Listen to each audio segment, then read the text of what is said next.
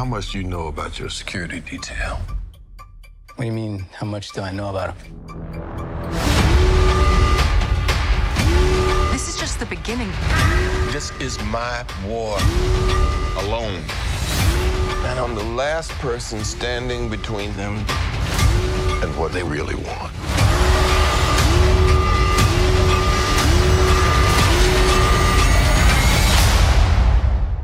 And what is that?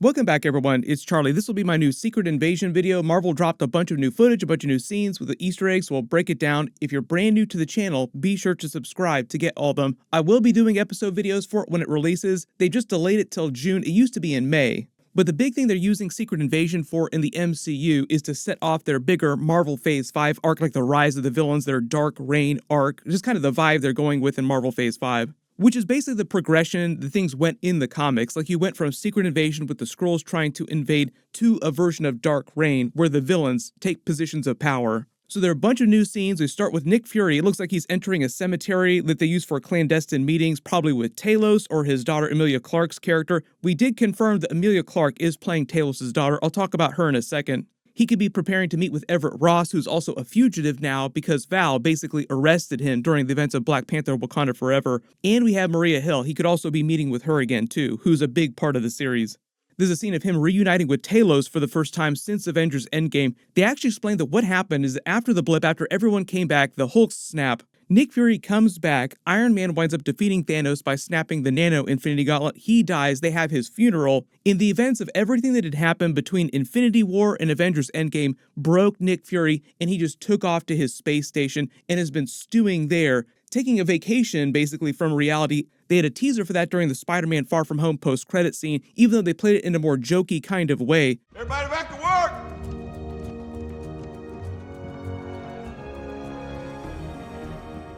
Got my shoes!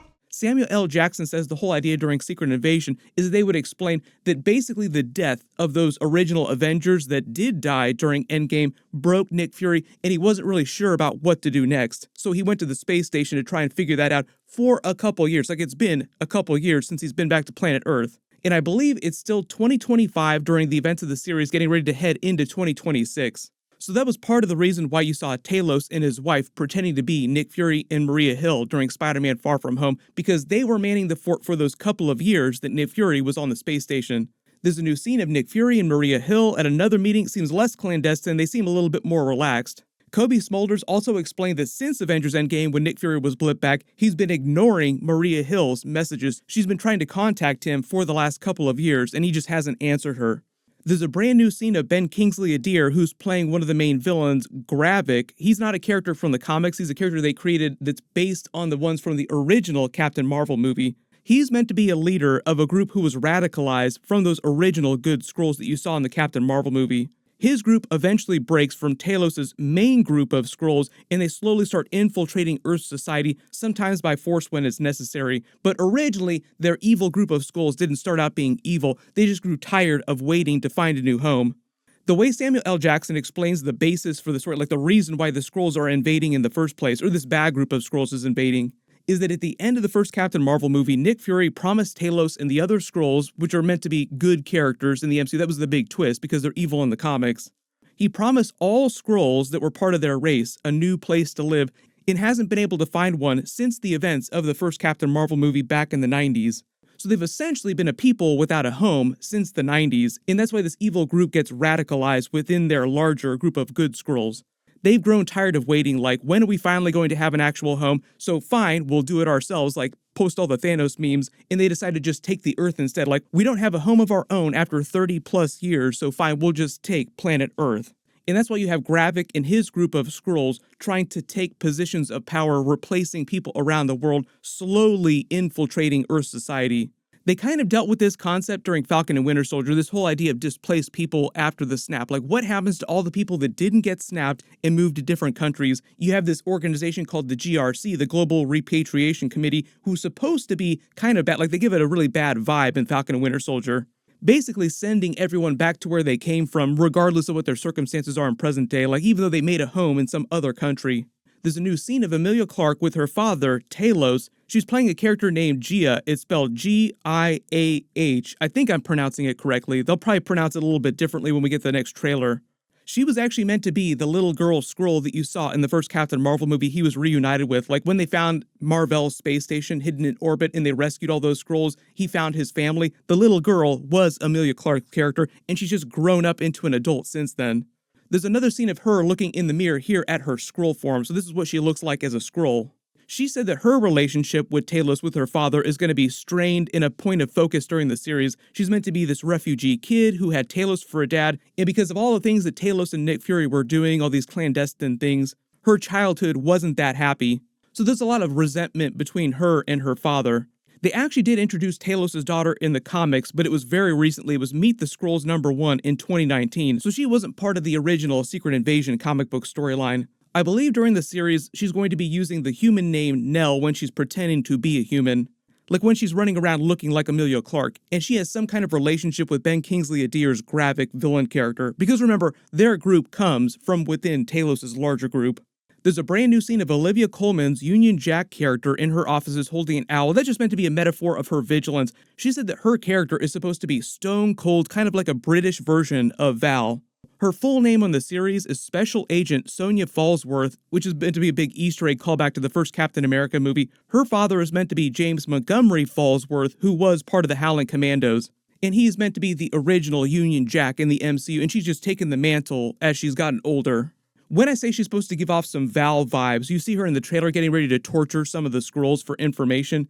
Just like Val, she's interested in protecting her own country by any means necessary, doing kind of shady things. It's just that she comes from Great Britain instead of America. There's a couple new scenes of Rhodey, and Don Cheadle says that since Avengers Endgame, Rhodey's gotten a couple big upgrades. He's become the US president's right-hand man. So politically, he's become way more powerful. That's why he's rolling around with all these people, all these attendants. But he still represents the military-industrial complex. He's just an advisor to the president from the military. There's rumors during the series, because we're heading into Dark Reign here, we know that Thunderbolt Ross is going to become the US president by Captain America 4, is that during Secret Invasion, we'll either find out the previous US president that Rhodey has been working with is a Skrull in disguise, or he winds up being assassinated, paving the way for Thunderbolt Ross to gain the presidency. And the whole idea there is that Thunderbolt Ross and Val will take credit for finding and getting rid of the bad Skrulls and ride that wave of popularity into the White House. Val is already the director of the CIA. She's already very powerful. Thunderbolt Ross is just the other piece of that puzzle. They've already recast Harrison Ford as Thunderbolt Ross. They're in the middle of shooting Captain America 4 right now. I'm not expecting him to appear in Secret Invasion, but I think there might be a cameo from Val just to link this all up and help set up their Dark Reign arc. And the whole idea is that when Thunderbolt Ross gains the presidency, he starts doing things his way in America, protecting America, doing all kinds of shady things, turning it into something akin to a police state. Which is where Val starts to go off the rails and use the Weapons Plus program. We have the whole plot in Captain America 4 where the leader comes back from the Incredible Hulk movie and turns Thunderbolt Ross into Red Hulk. So that's just the beginning. Like, for instance, Val is going to use the Weapons Plus program to create the Sentry, which is all part of the Thunderbolts movie. So they're paying off all these long-running Easter eggs in the background with Val and Thunderbolt Ross's character, but in a Dark Reign arc, as the villains start to take over, they're doing the same thing in Daredevil Born Again, which I just did a preview video for, where Kingpin is running for mayor of New York City. So Thunderbolt Ross taking the US presidency, Kingpin taking the mayorship of New York and working with a bunch of villains to clean up his problems. That's where we get to the Thunderbolts movie, because Val basically creates the Thunderbolts, and it's meant to be a version of Dark Avengers with a Thunderbolts vibe. A team of Avengers that Thunderbolt Ross, the US president, can control. There's a brand new scene of Everett Ross in a room with a bunch of evidence and newspaper clippings in the background, like he's gone full Charlie Day theory conspiracy meme in the background. This could be in Nick Fury's hideout, Maria Hill's hideout, where they've just been tracking a lot of the evil Skrulls. A lot of you also asking about the Super Skrull, because we have the Captain Marvel 2 movie, The Marvels, we have Secret Invasion. There's a lot of Skrull-based stories that are happening in the next couple of years. Are they eventually going to do the Super Skrull? Well, during the Secret Invasion trailer, there's a scene of Emilia Clarke's character finding this Russian base inside an abandoned power plant that might wind up being Chernobyl. That could just be another random power plant, where the evil Skrulls are constructing a device, and the rumor right now is that has something to do with them trying to create a Super Skrull. And that's why they would need an abandoned power plant, because they need that much power to charge up their device. So we could see some Easter eggs for Super Skrull during Secret Invasion. We might also see some Easter eggs for the Hulkling character who's part of the Young Avengers. They've been slowly putting together the Young Avengers in the background of the MCU, introducing characters. But the funny thing about Hulkling is that in the comics, he has nothing to do with the Hulk-related characters. He doesn't have gamma powers. He's green because he is a Skrull, like he is the Skrull Prince. So it makes sense that they're going to do Hulkling. They would introduce him in a Skrull-based storyline. So that's basically what's going on during the Secret Invasion series. They said they're going with a very Captain America Winter Soldier thriller mystery kind of vibe where there's this conspiracy that they're trying to uncover, and Nick Fury is just on his heels most of the time, not really sure what's going on.